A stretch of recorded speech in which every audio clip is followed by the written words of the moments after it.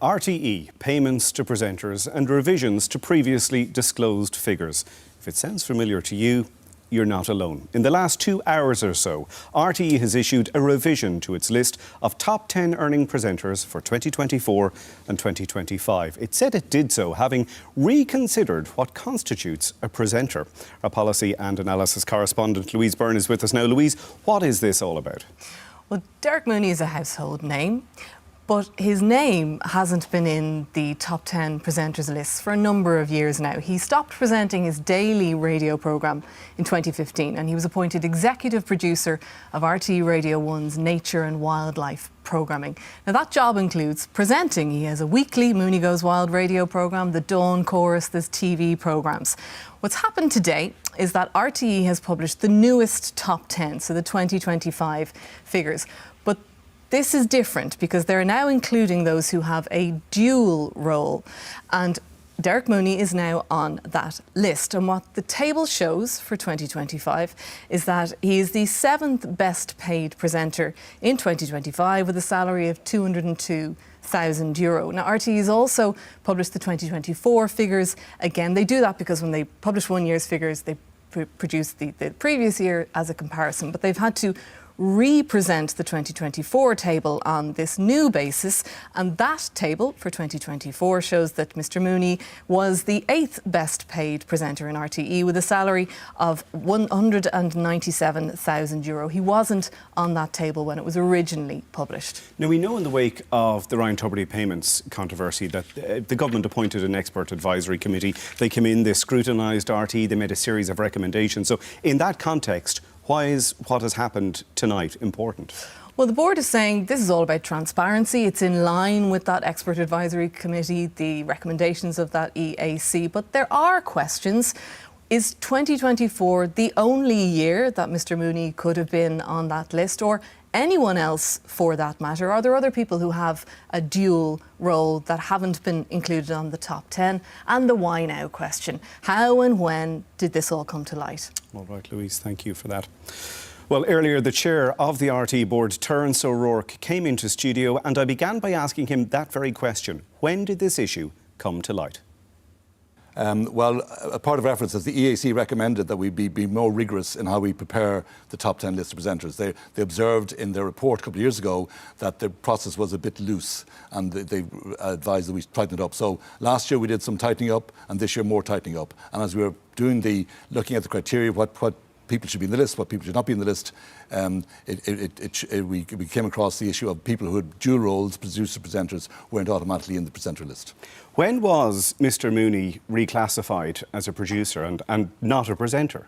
Well, my understanding is that Derek has done many roles in RTE over the years. He's been TV presenter, or radio presenter, and he's had different contracts. In 2020, his contract was as a producer. That was the contract that he entered into and was agreed with him in 2020. And was he a presenter up to that point?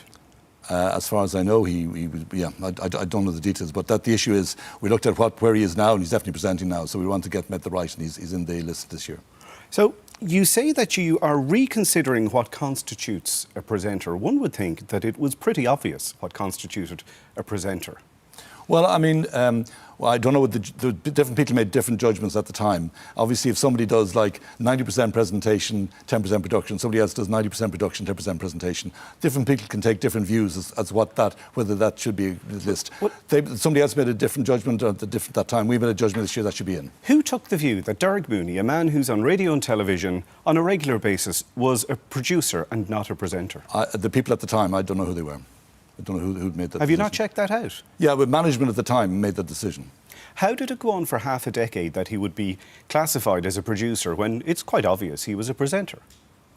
That issue, as I said, was strengthened. We've looked at the EAC report and tried to make sure we were strengthening our transparency and all the rest. So we did. It took a while, but we got there in the end. You're in your position something over a year. Yes. What's your view of what's happened here? I would prefer it not to have happened. I prefer that this would have come out earlier. But I mean, my job is we need to make constant efforts to improve transparency and restore trust in RTE. There's lots of issues in RTE all across the place. Every week I'm reading about different stories with RTE, and we try our best to get the right answer in the end. And we got the right answer this year, and I'm happy with that. How damaging is it to trust if the people who run RTE classify somebody who is obviously a presenter as a producer, and one might question why that happened.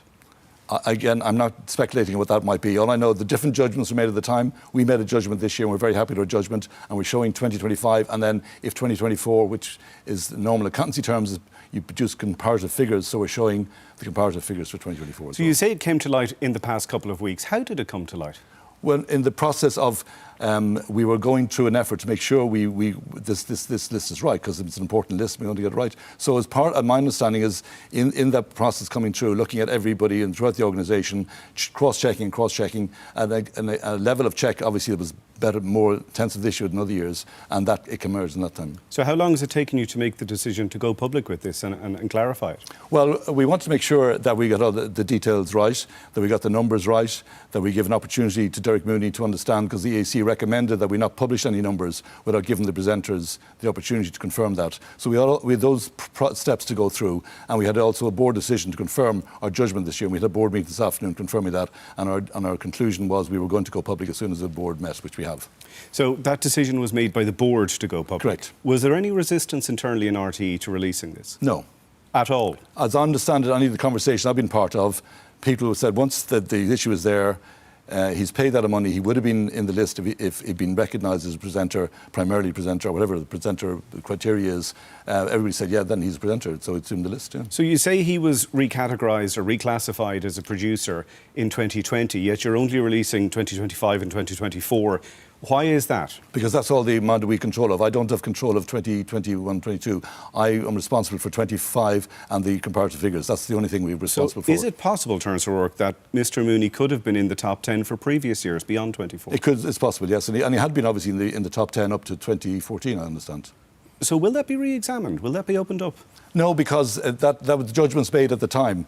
If you look at the basis of preparation of that list now, there are lots of different judgments involved in that list of different things. One of the judgments explicitly called out this year is people who've got dual roles. That was never specifically addressed as a criteria before, and this year we recognised that issue and we dealt with it. But if you're talking with the need to re-establish or establish trust yes. in RTE, if it is possible that Mr Mooney may have been in the top 10 if he had been properly classified for previous years, would it not be a good idea to maybe clarify that? I'd say I'm only responsible for now, and that's our focus on 25. Well, who's responsible for before that? The people who are in charge before that. I was not here then before that. So I'm responsible for getting those. But they're gone, and you are the chair of the board of RTE. Yeah, but those statements were prepared on a basis at that time, and those are the reports that were produced on that basis. We made a different judgment now than the people who prepared the different ones, and I'm not going to go back and question their judgment. Is this it? Is there anybody else who's been classified or categorised in a way they shouldn't have? We can take it that we asked for and make sure a very extensive check was done across the whole organisation of radio and TV, making sure that anybody that has the on-air presenting role and may have had other roles as well, and they met the criteria to be in the top 10, I'm very happy that a very thorough check has been done, that there's nobody else to be included in that list. One other thing emerges from the statement released by RTE tonight. You talk about Durham Media, which is Claire Byrne's media company, and also What Next Productions, which is Ray Darcy's company. Both of them left. Yes. Claire towards the end of October in 2025.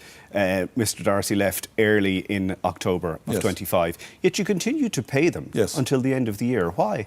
Well, their contract said that they were contracted to present until the end of the year, and there were different decisions made about when they would stop presenting. But if we had, for example, if we ceased to pay them, I think we would have had some interesting solicitors' letters and all the rest. So I think it was the right thing for the organisation to carry out. They both chose to leave, did they not?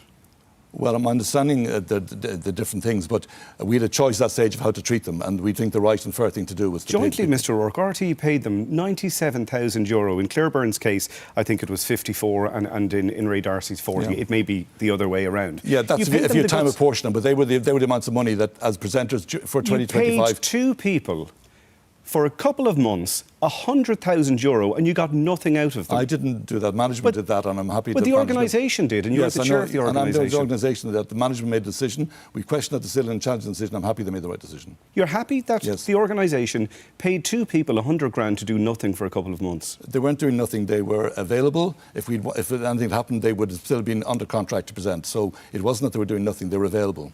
Would you agree, in light of everything that has emerged in RTE over the past couple of years, that something like this is most unhelpful to re-establishing trust in the public service broadcaster? I would prefer if this had not happened.